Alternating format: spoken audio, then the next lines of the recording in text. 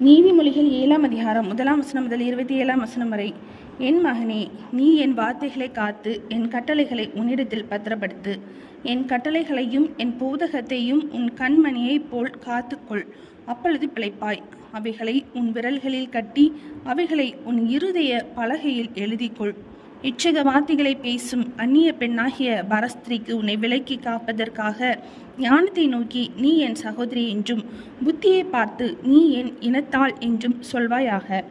நான் என் வீட்டின் ஜன்னலருகே நின்று பலகனி வழியாய் பார்த்தபோது பேதியர்களாகிய வாலிபர்களுக்குள்ளே ஒரு புத்தியின வாலிபனை கண்டு அவனை கவனித்தேன். அவன் மாலை மயங்கும் அஸ்தமன நேரத்திலும் இரவின் இருண்ட அந்தகாரத்திலும் அவள் இருக்கும் சந்துக்கடுத்த தெருவில் சென்று அவள் வீட்டு வழியாய் நடந்து போனான். அப்பொழுது இதோ வேசியின் ஆடை ஆபரணம் தரித்த தந்திர மனமுள்ள ஒரு ஸ்திரீ அவனுக்கு எதிர்பட்டாள்.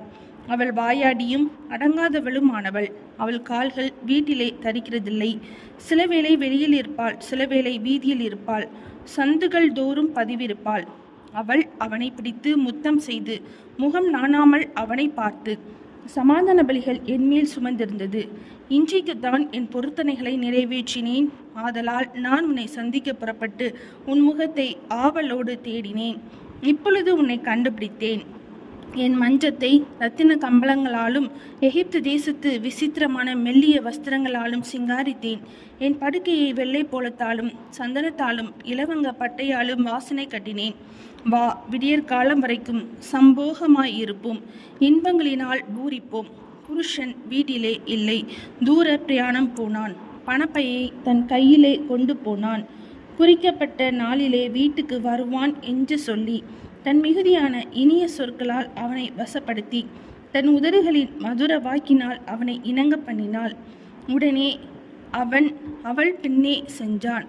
ஒரு மாடு அடிக்கப்படும்படி செல்வது போலும், ஒரு மூடன் விலங்கிடப்பட்டு தண்டனைக்கு போவது போலும், ஒரு குருவி தன் பிராணனை வாங்கும் கண்ணியை அறியாமல் அதில் விழ தீவிரிக்கிறது போலும் அவளுக்கு பின்னே போனான். அம்பு அவன் ஈரலை பிளந்தது. ஆதலால் பிள்ளைகளே, எனக்கு செவி கொடுங்கள், என் வாயின் வார்த்தைகளை கவனியுங்கள். உன் இருதயம் அவள் வழியிலே சாய வேண்டாம், அவள் பாதையிலே மயங்கி திரியாதே. அவள் அநேகரை காயப்படுத்தி விழ பண்ணினாள், பலவான்கள் அநேகரை கொலை செய்தாள். அவள் வீடு பாதாளத்துக்கு போம் வழி, அது மரண அறைகளுக்கு கொண்டு போய் விடும். நீதிமொழிகள் 7ஆம் அதிகாரம் முடிந்தது.